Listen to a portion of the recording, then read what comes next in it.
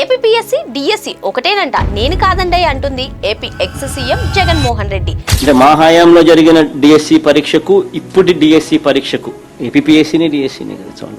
ఏపీలో మెగా డిఎస్సిలో తప్పులు జరిగాయని వెంటనే లోకేష్ రాజీనామా చేయాలని వైసీపీ డిమాండ్ చేస్తుంది. ఇదిలా ఉంటే రీసెంట్ గా ప్రెస్ మీట్ పెట్టిన జగన్మోహన్ రెడ్డి ఏపీపీఎస్సీ డిఎస్సి రెండూ ఒకటే కదా అన్నట్టు మాట్లాడడం పెద్ద చర్చకు దారితీసింది. అసలు సింపుల్ గా చెప్పాలంటే గ్రూప్ 1, గ్రూప్ 2 లాంటి ప్రభుత్వ ఉద్యోగాల కోసం ఎగ్జామ్స్ కండక్ట్ చేసేది ఏపీపీఎస్సీ.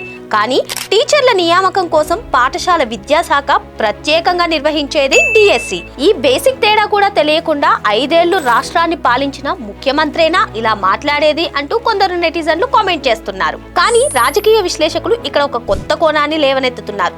గత ప్రభుత్వ హయాంలో గ్రూప్ 1 ఎవాల్యుయేషన్ లాంటి అంశాలపై వచ్చిన ఆరోపణలు, ఏపీపీఎస్సీ వివాదాలు ప్రజల దృష్టిని మళ్లించడానికే కావాలనే ఇలాంటి ట్రోల్ మెటీరియల్ వ్యాఖ్యలు చేసి డైవర్ట్ చేశారా అని చెప్పి వాళ్ళు అనుమానం వ్యక్తం చేస్తున్నారు. మరోవైపు కూటమి గవర్నమెంట్ 16,000కు పైగా టీచర్ల పోస్టులను ఎలాంటి అవకతవకలు జరగకుండా ట్రాన్స్పరెంట్ గా ఈ ఎగ్జామ్స్ ని కండక్ట్ చేసి కంప్లీట్ చేశామని చెప్తోంది. తప్పుడు ప్రచారాలు చేయకుండా దమ్ముంటే అసెంబ్లీకి చర్చకు నేరుగా రావాలని జగన్ కు లోకేష్ సవాల్ విసురుతున్నారు. మరి ఇంతకీ జగన్మోహన్ రెడ్డి ఇప్పుడు ఈ వ్యాఖ్యలు డైవర్షన్ లో భాగంగానే చేశారా? మీరేమనుకుంటున్నారు? కామెంట్ చేసేయండి.